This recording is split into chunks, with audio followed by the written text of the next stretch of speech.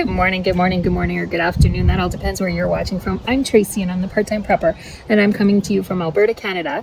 I'd love to know where you're watching from, so if you want to drop that in the comments so I can say hi, that would be awesome. Where I live currently, we are under some fire restrictions. So none of the cooking that I'm doing today is going to involve actual fire. I will save that towards the end of the 12 weeks, and assuming that the restrictions are off, I'll show you then. If not, as soon as they are, I will pop back on and show you some different ways that we cook using fire. That might give you some different ideas on how to prepare meals other than just the hot dog on a stick. I will also be putting links of the things that I'm using down in the comments, but I really urge you to check your marketplaces, your secondhand stores, your yard sales.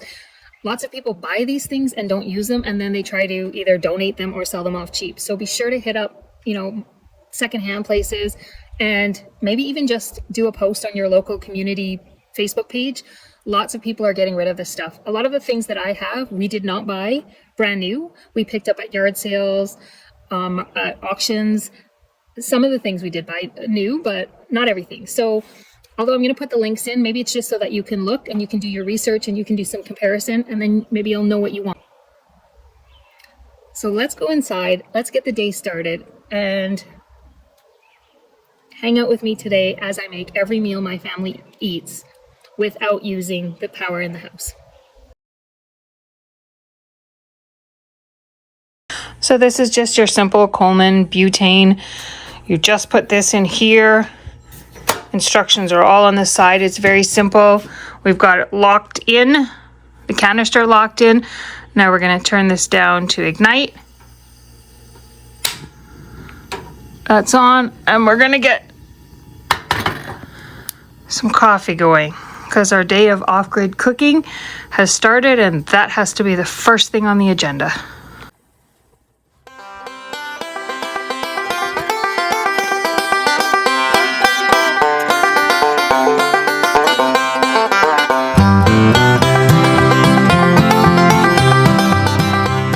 Off-grid omelet. I'm going to use freeze dried. You don't have to, but that's what I have, and I have it for occasions like this. So we're going to add some egg, powdered egg. This is scrambled egg mix. We're going to add, and then we're going to add some sausage crumbles.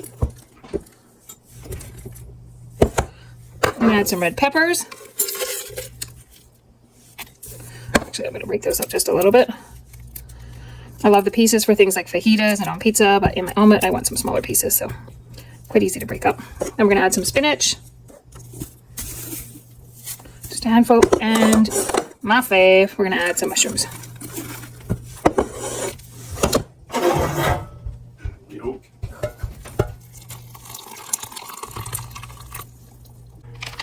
So with this one, this is the Barocook. There's different hydro cookers.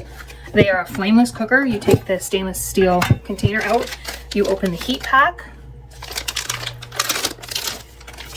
put that in there, put the water over top, and it doesn't take long before it starts to activate. You're going to put this over top. I'm going to pour that scrambled egg mix in there. I'm going to put the lid on. Wait.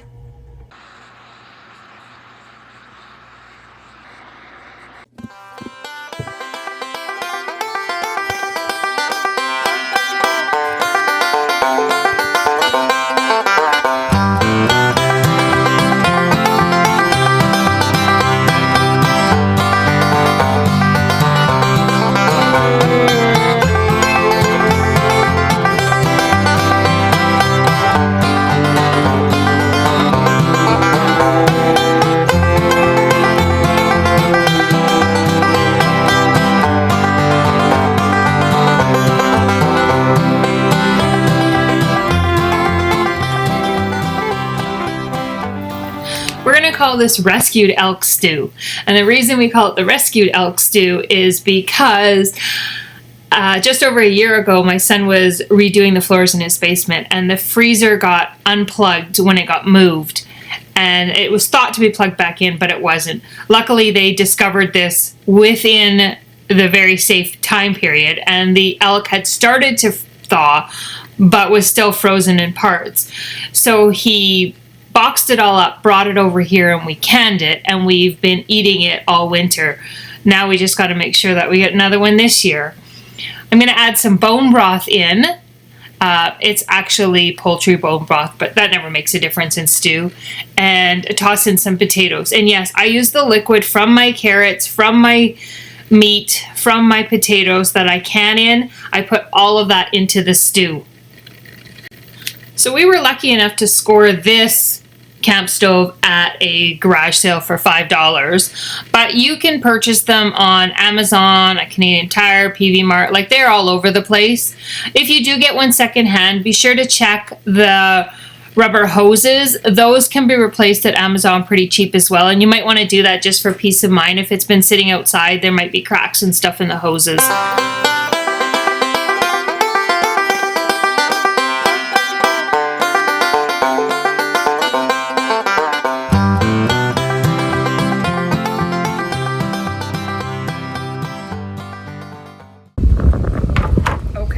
See how it's coming.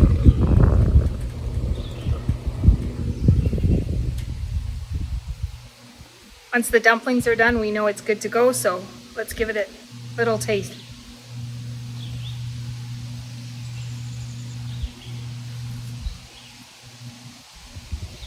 Perfect.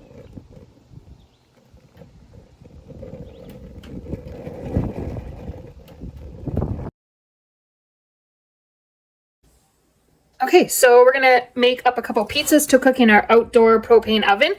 I'm just going to make up some pizza sauce. I do freeze dry my pizza sauce because that way I don't have to open a big container at any one time. I just take a couple of these pucks. I use 3 pucks per pizza. I'm making 2 pizzas, so that will be 6 pucks.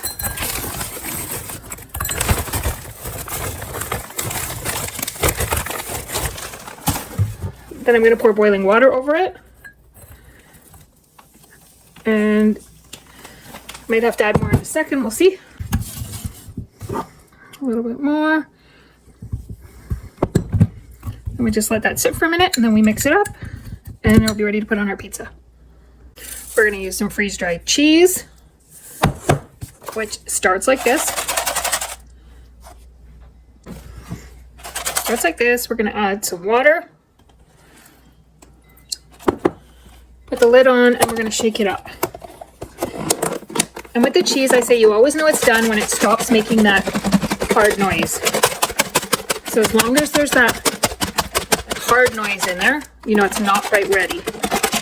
So I'm going to need a little bit more water.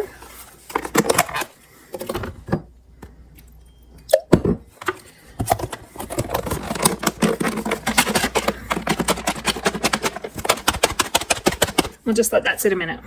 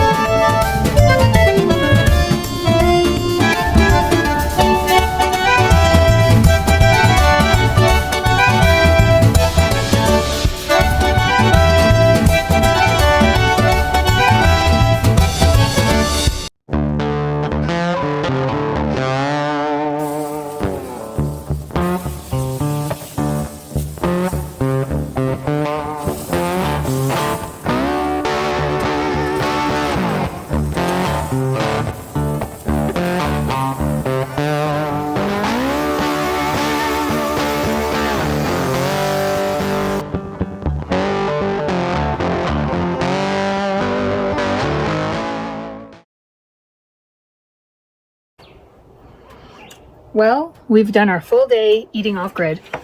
We have not used the power from inside for anything. We've used propane, we've used butane,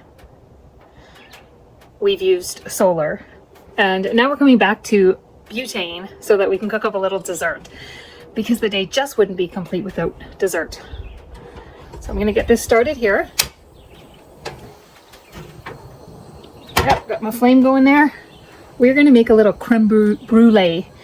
And to finish it off, we're gonna use the little propane hand torch, and that's gonna be fantastic. So in here, I just have egg powder, sugar, and milk, and a little cornstarch. And I'm just gonna stir it up until it starts to bubble and thicken, and then we're gonna pour it in the ramekins, put some sugar on, use the torch to create the toffee on the top, and then we'll have dessert.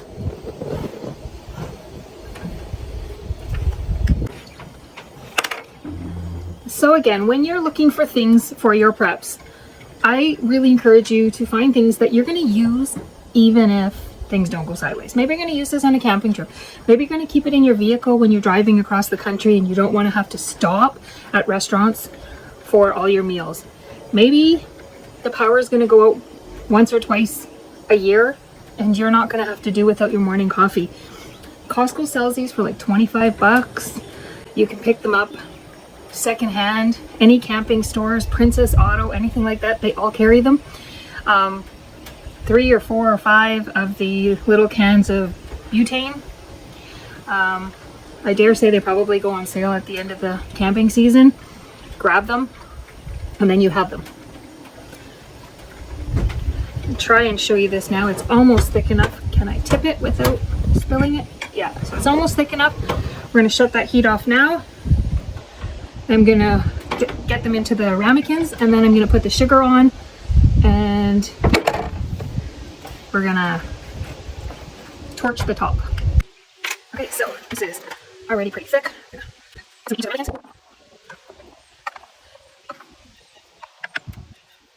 Then we're going to sprinkle the top with some sugar.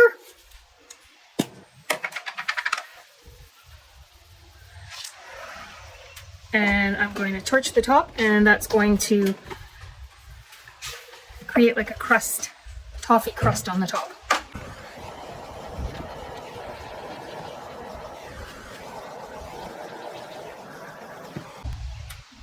So I've already done a video on using the sun oven, which is completely powerless other than the sun. So it is a great piece of equipment to have because there is no fuel that you have to buy or store. It comes out daily or almost daily. It does have some disadvantages, but that's why we say never put all your eggs in one basket. Never assume that you're going to be able to do all your cooking the same way. Never assume that you're going to be able to get gas, propane, butane, any of that thing. If you have a couple different pieces of equipment, then chances are you're going to be better off. Okay, so we made it through the day, and I'm going to hang out here with you, finish my end of day cup of tea, and just go briefly over what we talked about today. So I showed you the Barocook earlier this morning. I just wanted to show you that Barocook is one name brand, Hydra Heat is another. They come in different shapes. So this is a round version, and this one will boil your water for coffee or tea. It comes with or you get the smaller packs for that. These ones use the bigger packs. So you have some different options. This one is great, and like I said, we use this one when somebody goes out on a hike or on an overnight camp because we're under fire restrictions a lot where we live. We don't have the option to start a fire, and carrying in a small camp stove when you're just putting everything in your backpack is not always ideal. So these are great alternatives. We also keep them in our car boxes so that if we needed to have a meal on the go, we can do that. So the cost up front is often pays for itself in the meals that we save. So that's something to consider as well. So here's my dessert. It's not quite solidified yet. I have to let it cool, but I don't want to let it cool. I want to have it now. So it's got a little bit of the crust on the top.